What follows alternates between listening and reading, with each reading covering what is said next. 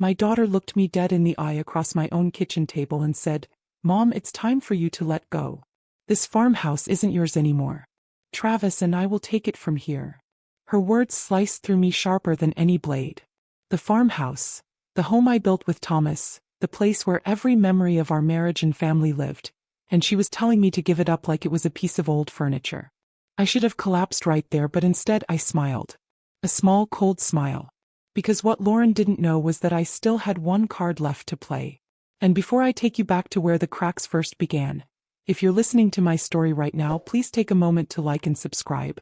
It truly helps this channel grow, and I'd love to know where you're watching from. Drop it in the comments. It means more than you realize. Now, let me show you how betrayal doesn't happen all at once. It starts with whispers, with cracks too small to see, until suddenly everything breaks. I've lived in this farmhouse for nearly 40 years. When Thomas and I first walked through the door, the place was falling apart. Peeling paint, sagging roof, drafty windows that whistled through winter nights. But Thomas saw what I couldn't. He stood there in the middle of the living room, his hand squeezing mine, and said, "We'll make it a home." And we did. Every wall, every floorboard, every nail had a piece of us in it. Thomas passed 12 years ago, but the house never stopped feeling alive to me. His laughter still echoed in the beams, his boots still seemed to sit by the back door in my mind. When I kneaded dough in the kitchen, I'd glance at the rocking chair by the window and almost see him there, newspaper in hand.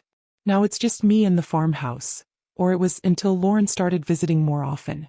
Lauren is my only child, and for most of her life I did everything I could to make sure she never wanted for anything. I worked double shifts at the textile mill, sewed her prom dress myself, even sold my wedding ring once when her college tuition payment was due. She grew into a smart, determined woman, married Travis, and moved closer to Burlington. They have a daughter, Lily, my Lily. At 12, she's the only light that hasn't dimmed in my world. When she visits, she runs through the apple orchard like I used to when I was a girl, her hair flying in the wind, her laugh ringing louder than the church bells on Sunday. But lately her visits have been different. Lauren and Travis always tag along. And when they do, I feel less like a mother and more like an old guest clinging to the corner of a room. The first time I noticed the shift was last fall, during Sunday dinner. I'd spent the whole morning preparing roast chicken with thyme from my garden, just the way Lauren liked when she was a child. I set the table with the good china, the blue porcelain Thomas bought me on our 25th anniversary. Lauren walked in carrying a bottle of red wine, kissed me on the cheek and said, "Mom, you really should relax more. You don't have to cook like this every time." Her words were light, but her eyes flicked to Travis, and he smirked as if he'd already won something. We sat, we prayed, and halfway through the meal Travis cleared his throat. "Margaret, have you ever thought about modernizing this place?" I looked up from my plate. "Modernizing? The farmhouse," he said, gesturing with his fork like it was nothing. "You're sitting on prime land. People pay a fortune to rent a place like this for weddings, retreats, Airbnb, you name it." Lauren chimed in. "Travis has been looking at the numbers, Mom. You could make good money without lifting a finger." I chuckled softly, trying to hide the sting. "This isn't a business venture. It's my home." Travis smiled thinly. "Homes can be profitable too." I brushed it off that night, but deep down something tightened in my chest. Weeks passed. The leaves turned, the snow came, and with it more suggestions. Travis would mention upgrades, granite countertops, smart locks, solar panels. Like I was some senile old woman who couldn't manage her own house. Lauren backed him every time. And then came March. The day is seared into me like a burn. It was one of those late winter afternoons when the sky is gray and heavy, and the snow melts just enough to leave mud everywhere. I was in the kitchen washing carrots when Lauren called and said, "We're coming by tonight, family dinner." I thought nothing of it. I roasted pork, baked cornbread, and made apple crisp with the last of the cellar apples. I wanted it to feel warm, safe, familiar. But when they arrived, Travis carried a leather folder under his arm.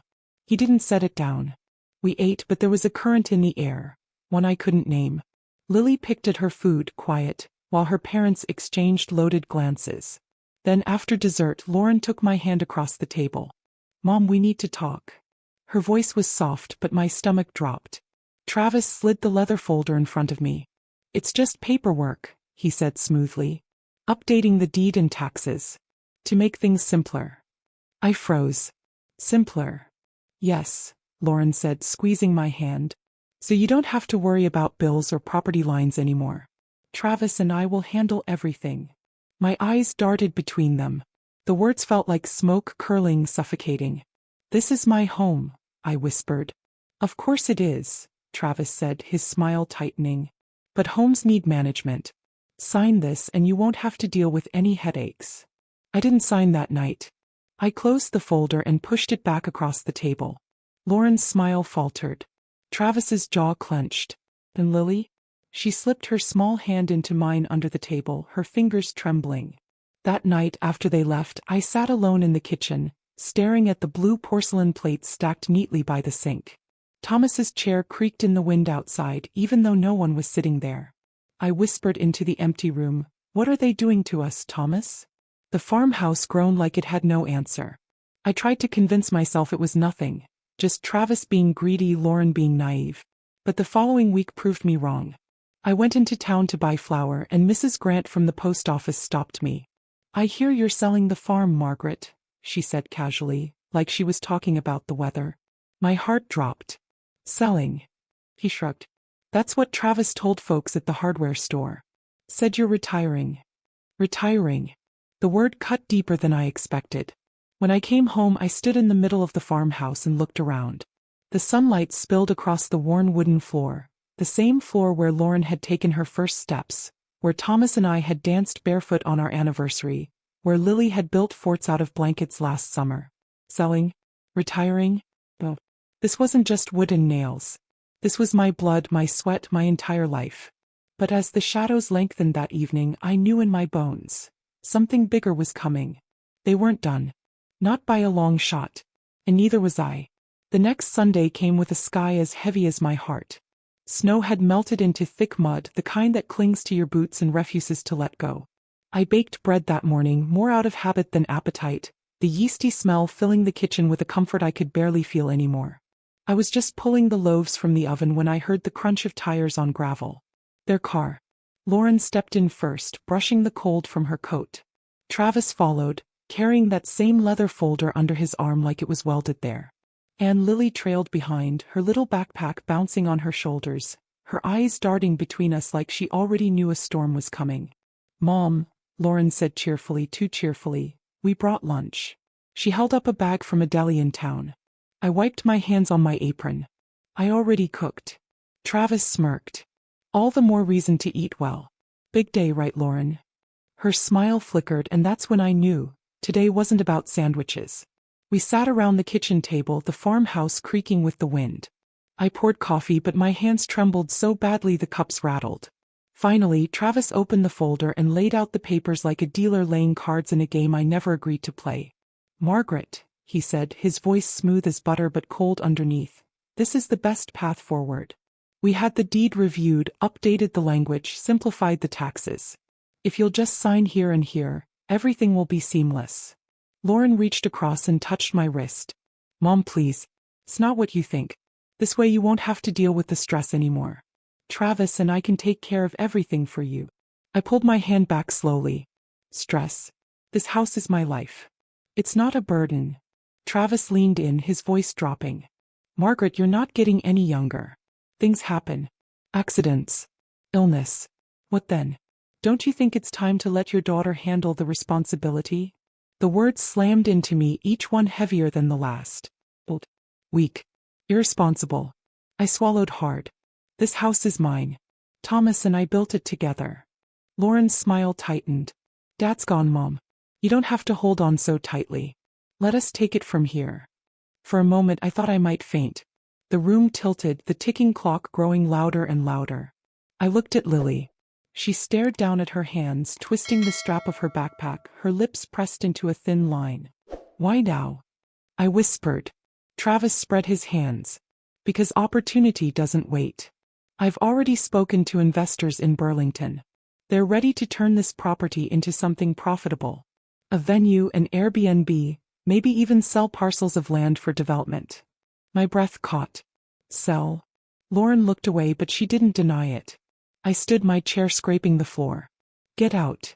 Travis's smile vanished. "Excuse me." I said, "Get out of my house." My voice shook, but my hands were steady on the table's edge. Lauren rose slowly. Mom, don't do this. You'll regret it. No, I said, my throat raw. The only thing I regret is raising you to think money means more than family. For the first time, Travis's mask slipped. His eyes went cold flat. You'll regret this. Trust me. They left. Lily hesitated in the doorway, her eyes shimmering. She wanted to run to me. I saw it in every part of her small body, but Lauren's sharp voice pulled her back. The door slammed and silence swallowed the farmhouse whole. That night I couldn't sleep. I walked the creaking halls, ran my fingers along the wood Thomas had sanded with his own hands. In my bedroom I sat on the edge of the bed and stared at the strongbox under the dresser. Thomas had left it there when he died, telling me only, keep it safe. You'll know when to open it. For 12 years I hadn't touched it. But now, as the cold moonlight spilled across the floor, I dragged it out, my hands trembling. The lock clicked open with an old brass key I kept on my nightstand. Inside were papers, yellowed with age but neatly organized. And right on top, in Thomas's handwriting, were the words, "For Margaret, in case they ever try to take what's ours." My heart pounded. I couldn't read it all that night. I slid the papers back in, shut the lid, and pushed it under the bed. Not yet. Not while my chest felt like it might burst. Instead, I sat in the dark and whispered into the stillness, "Thomas, what did you see that I didn't?" The next morning, betrayal cut deeper. I stopped at the grocery store in town, and as I walked down the aisle, 2 women I'd known for years turned their backs, whispering. At the checkout, the clerk wouldn't look me in the eye. Finally, I asked, "What's going on?" He hesitated, then sighed. "Travis told folks you signed everything over. Said you're moving out soon. Retiring in Florida, maybe." I froze, the loaf of bread trembling in my hands. Retiring. Florida. Lies spreading like wildfire. By the time I made it home, the farmhouse felt colder than ever. I set the groceries down, leaned against the counter, and let the tears come. Not because of the lies, but because people believed them. My daughter's words carried more weight than my lifetime of sacrifices. That evening my phone buzzed. A text from Lauren. "Mom, please. Don't fight this. It's better for everyone." I stared at the glowing screen until the letters blurred. Then with a steady hand I typed back, "Better for everyone or better for you?" I never got a reply. Days later I found out the truth. Lauren and Travis hadn't just drawn up fake papers. They had filed something at the county clerk's office. An updated deed with forged signatures. My signature. The betrayal was no longer whispers. It was law. I sat in the living room, staring at the fireplace where Thomas and I used to warm ourselves after long days in the orchard. My chest ached so badly I pressed a hand against it, whispering, "How could she do this? How could my own daughter do this?" And then I remembered the strongbox under the bed. I pulled it out, my hands shaking, and opened it again. If Thomas had seen this coming, maybe he had left me a way out. The strongbox sat on my lap, heavier than it had any right to be. My hands trembled as I lifted the stack of papers inside. On top was a sealed envelope with my name written in Thomas's handwriting, steady, careful strokes I hadn't seen in 12 years. For a long moment I just stared at it, my breath caught somewhere between grief and hope. Finally, I slid a finger under the seal and pulled out the letter. "Hi, Margaret," it began. I could almost hear his voice in those words, low and steady, the way he used to sound when we sat on the porch at dusk. "If you're reading this, then what I feared has come to pass. I worried that one day someone might see the value in this land and try to take it from you. If it's family, then I am even more sorry. But I know you, Margaret. You're stronger than you think. And that's why I put protections in place." My heart thudded in my chest. "Inside this box are the trust documents. The land and house were placed in your name alone, with provisions for Lily when she comes of age. No one else. Not even Lauren. I didn't do this to hurt her, but to protect what we built. If you need help, call Harold Whitmore. He knows everything." I pressed the letter to my chest, tears spilling down my cheeks. Thomas had seen it coming. Maybe not Lauren and Travis exactly, but the betrayal, the greed, he had prepared for it. For the first time in weeks, I felt a flicker of something I thought I'd lost. Strength. The next day I made my way into town. People stared when I walked down Main Street. Whispers followed me into the bakery, the post office, even the library. Everywhere I could hear the lies Travis had spread. "She's selling the place. Poor Lauren, having to deal with her mother. Old folks get confused sometimes. Each word was a knife. I wanted to shout the truth, but shouting only makes you look guilty. So I kept my chin high and walked straight into the old courthouse where Harold kept his office. Harold Whitmore had been Thomas's best friend since childhood. He served as a judge for 30 years before retiring, but he never lost the sharpness in his eyes. When I stepped into his office, he rose slowly, his cane leaning against the desk. "Margaret," he said warmly, though his brow furrowed at the sight of me. "What's wrong?"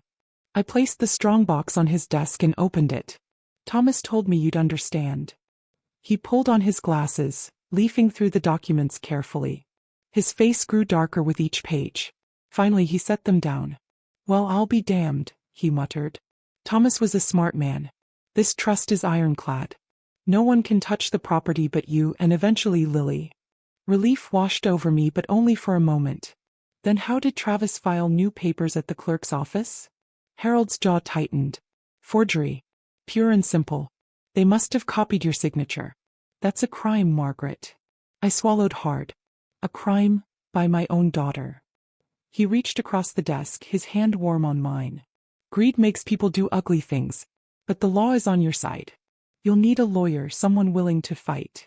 I nodded slowly. "Do you know someone?" He smiled faintly. "I know just the man. I'll make the call." That night I sat in the farmhouse, staring at the flickering lamplight on the walls. My phone buzzed every few minutes. Texts from Lauren, messages dripping with guilt and persuasion. "Mom, don't make this harder. Think of Lily. We're family." I ignored them all. But then, around midnight, I saw something that made my blood run cold. On Facebook, a post from Lauren. Her smiling face, Travis's arm around her, Lily in the middle looking uncomfortable. Caption read, "It breaks my heart that my own mother doesn't trust us.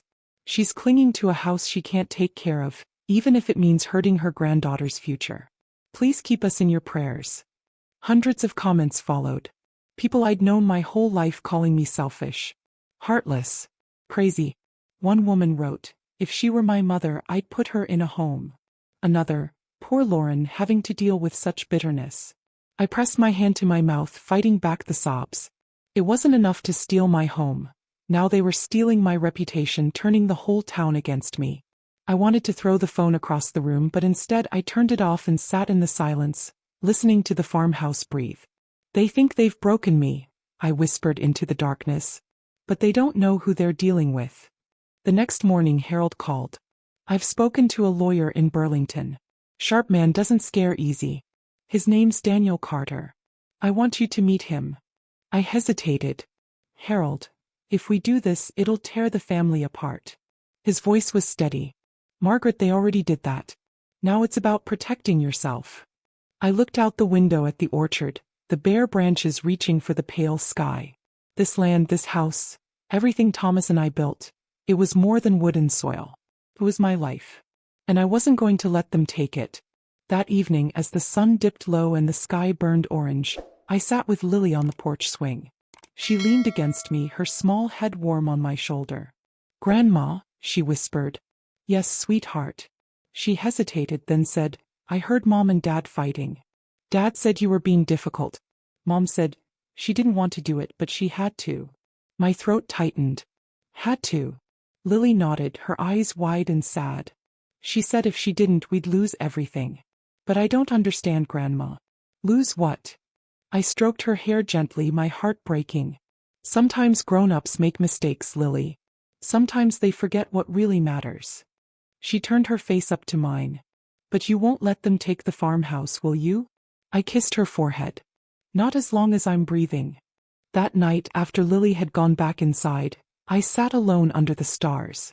The air was crisp, the kind that bites your skin but clears your mind. I thought of Thomas, of his foresight, his letter, his trust in me. I thought of Harold still standing by me after all these years. And I thought of Lauren, my only daughter, who once held my hand in church, who once cried on my shoulder after her first heartbreak, who now plotted against me with her husband. The ache in my chest was almost unbearable.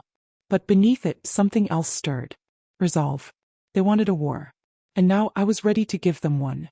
The following week, I drove into Burlington with the strongbox buckled in the passenger seat like a sacred relic. My hands gripped the steering wheel so tightly my knuckles ached. The courthouse clock struck 9 as I parked and walked toward the law office Harold had arranged. Daniel Carter was younger than I expected, mid-40s tall with sharp eyes that missed nothing. He shook my hand firmly. Mrs. Walker, Harold told me a little about your situation. Let's start with the documents. I set the strong box on his desk and opened it. He skimmed through the trust papers, nodding as he read. After several minutes he looked up. Your late husband was very thorough. This trust is airtight. The farmhouse and land belong solely to you with Lily as contingent beneficiary. Anyone else claiming ownership is committing fraud. Relief washed over me, but Daniel held up a finger. That said, your son-in-law has already filed something at the clerk's office. Forged signatures. If we don't act fast, those false documents will muddy the waters. My stomach twisted. What do we do?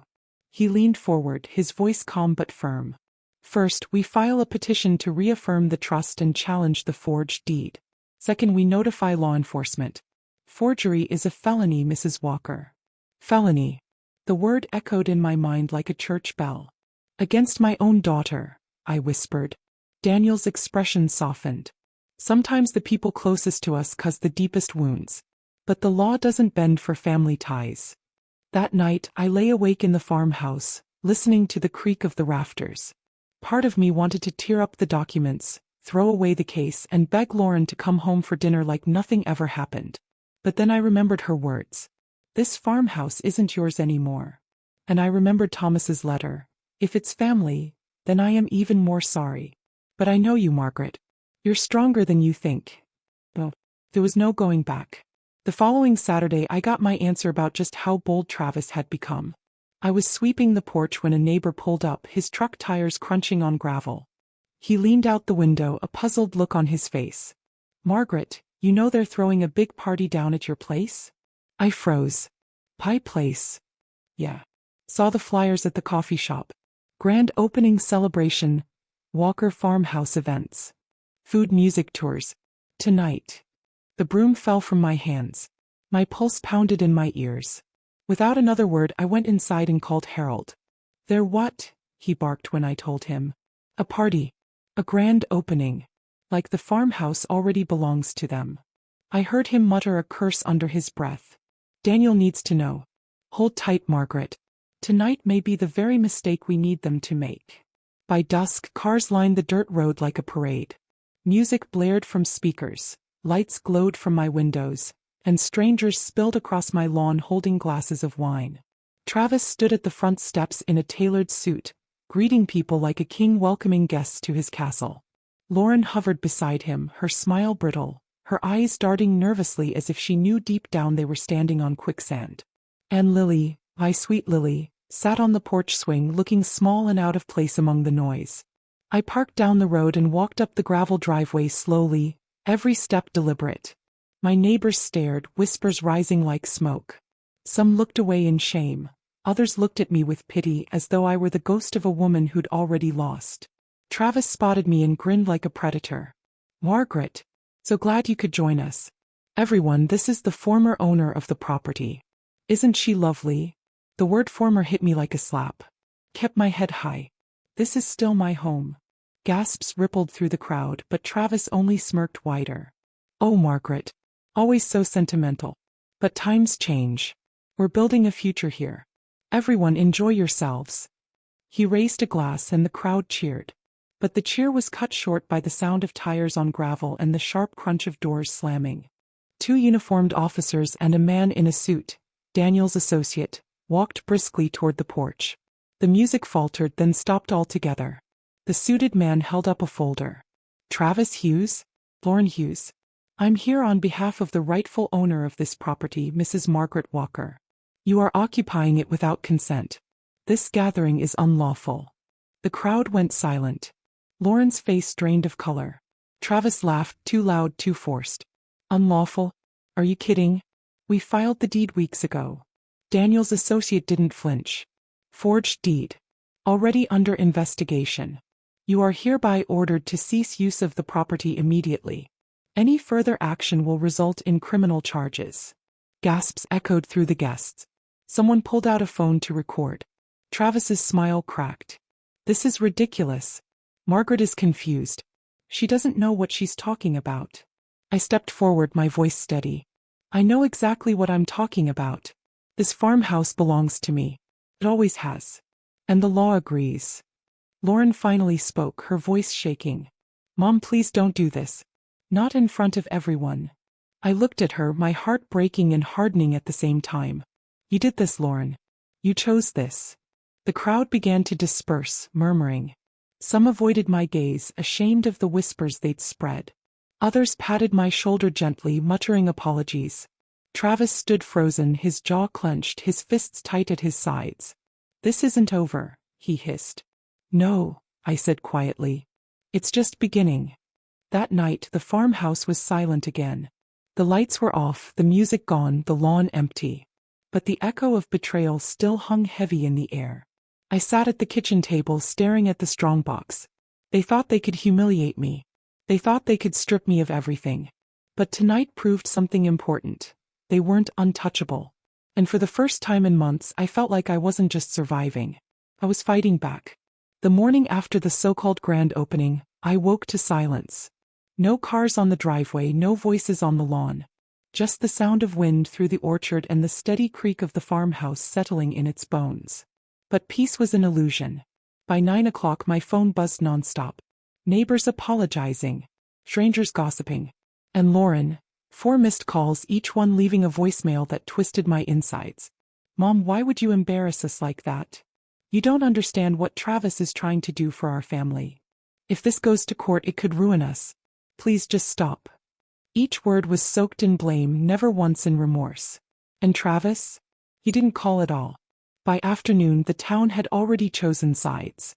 At the grocery store, Mrs. Grant from the post office clasped my hand. Margaret, I'm so sorry. I never should have believed them. You're stronger than anyone I know. Others weren't so kind.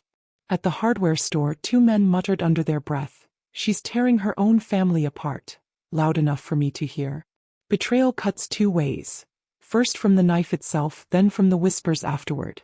That evening, just as the sky turned violet, I heard a soft knock at the kitchen door. When I opened it, Lily stood there with her backpack slung over one shoulder. Her cheeks were pink from the cold, her eyes bright with unshed tears. Grandma, she whispered, can I stay here tonight? My heart clenched. Of course, sweetheart. Come in. She slipped inside, her shoulders sagging with relief. Over cocoa at the kitchen table, she finally spoke. They fight all the time now. Dad yells, Mom cries. He said you ruined everything, but I don't think that's true. I reached across and took her small hand. Sweetheart, none of this is your fault. Do you understand me?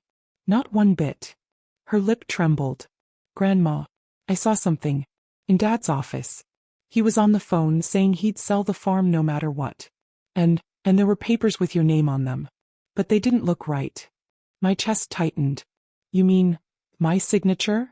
She nodded. It looked shaky, like he tried to copy it. Tears stung my eyes. My granddaughter, 12 years old, forced to carry secrets no child should bear. I pulled her close, pressing my cheek against her hair. Thank you for telling me. You're braver than you know. The next morning, I drove Lily back to Lauren's house. She clung to me at the door, whispering, Don't give up, Grandma. I kissed her forehead. Never. Inside, I could hear Travis pacing, his voice sharp. This is all her fault, Lauren. If your mother thinks she's going to win, she's dead wrong. Lauren's reply was muffled, but I caught one word, enough. It wasn't much, but it was a crack. And cracks, given time, always widen. Later that week, Harold stopped by with news. He leaned heavily on his cane as he sat at my kitchen table. Daniel filed the petition, he said. The court date's set for next month. Until then, Travis can't touch this place. I exhaled shakily. And the forgery? Harold's eyes hardened.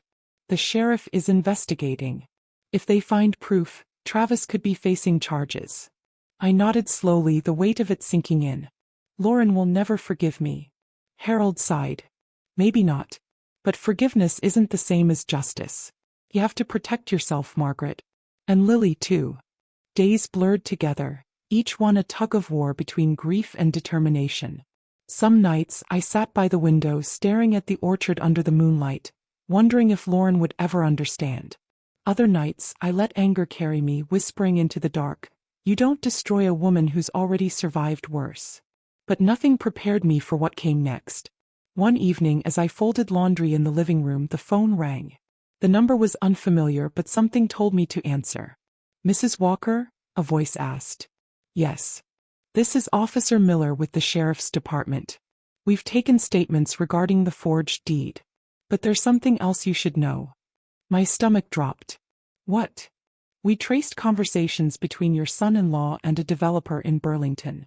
It appears he intended to sell portions of your land, even before the paperwork was filed." I closed my eyes, gripping the phone tighter. So it was never about family. It was always about money. "Yes, ma'am," he said quietly. "We'll keep you updated." When I hung up, rage pulsed through me, hot and sharp. Travis hadn't just tried to steal my home. He'd planned to carve it up and sell it piece by piece, like the life Thomas and I built was nothing more than inventory.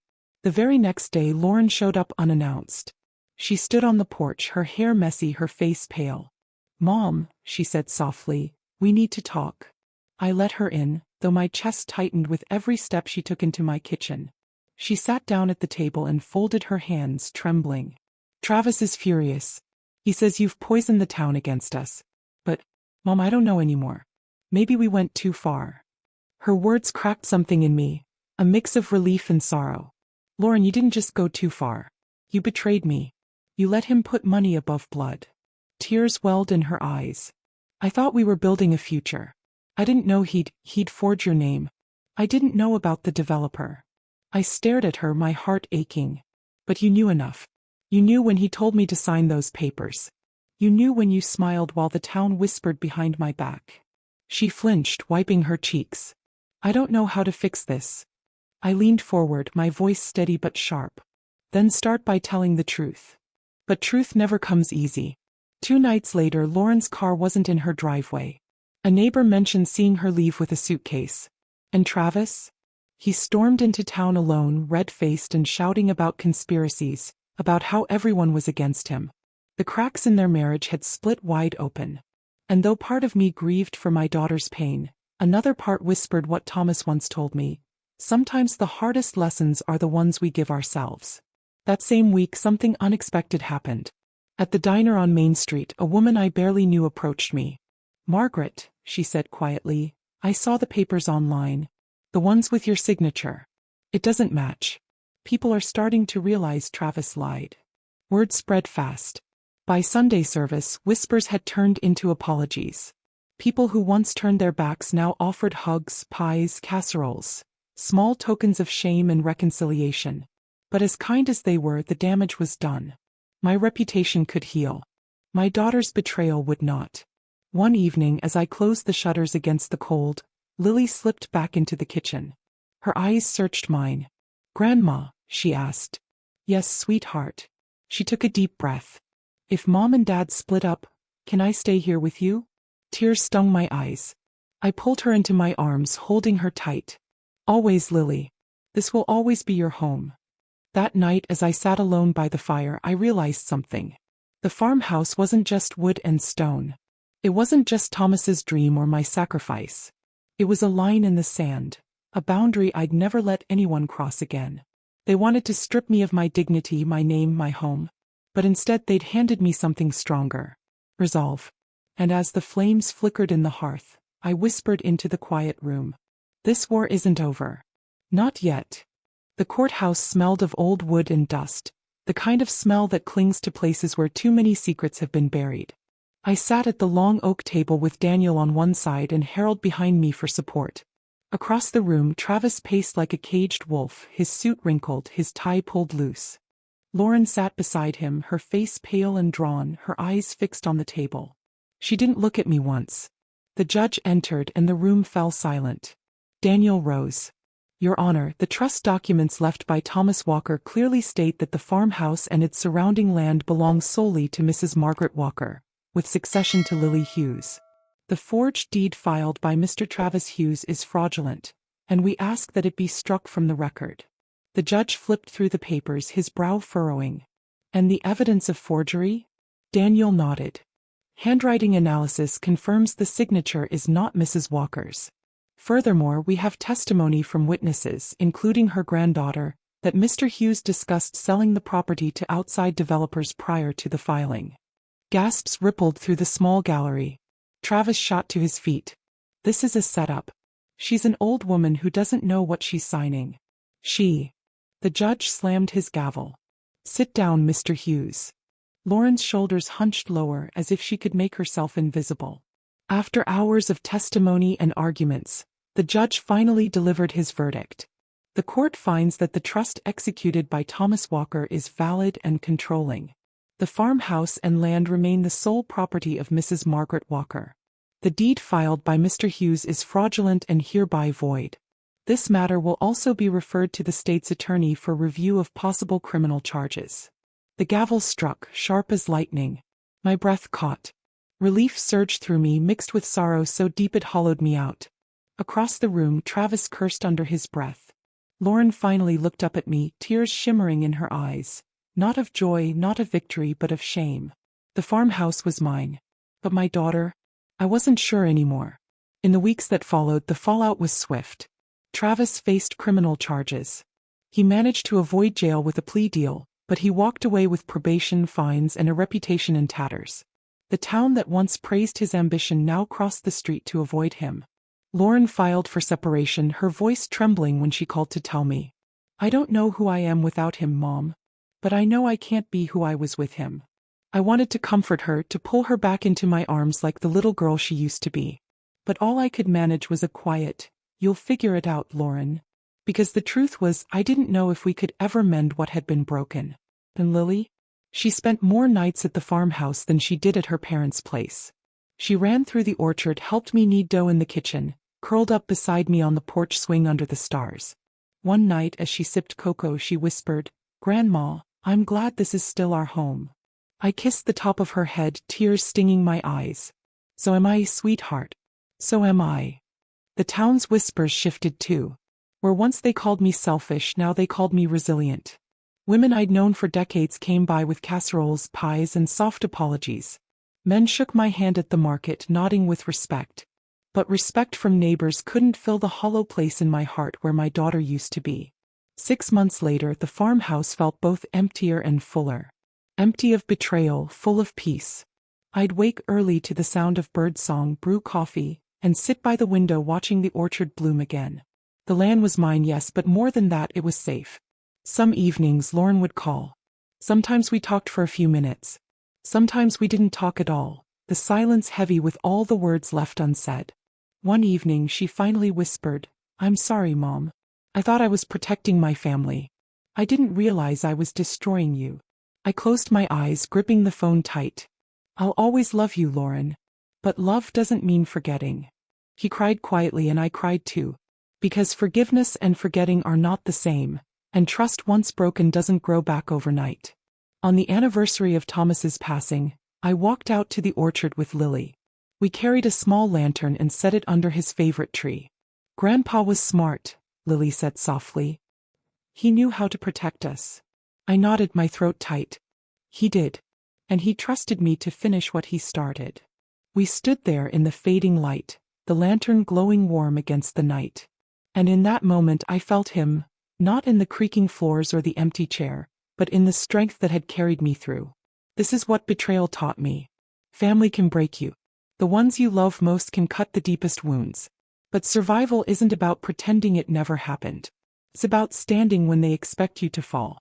It's about knowing that dignity is worth more than peace bought with silence. They tried to strip me of everything. Instead, they gave me back myself.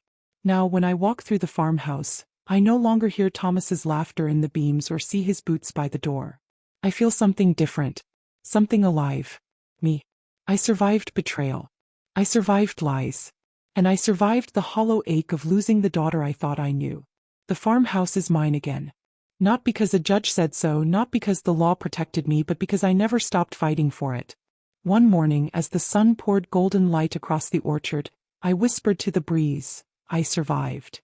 And for the first time in a long time I believed it. Betrayal leaves scars, but survival leaves strength. If you've been through something similar, tell me in the comments. Don't forget to like and subscribe so you don't miss the next story.